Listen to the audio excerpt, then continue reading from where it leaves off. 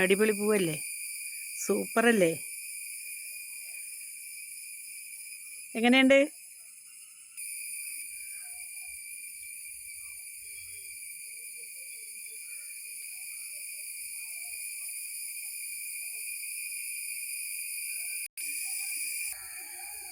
വെറ്റിലക്കൊടി കണ്ടില്ലേ? വെറ്റിലക്കൊടിയാണ് കേട്ടാ.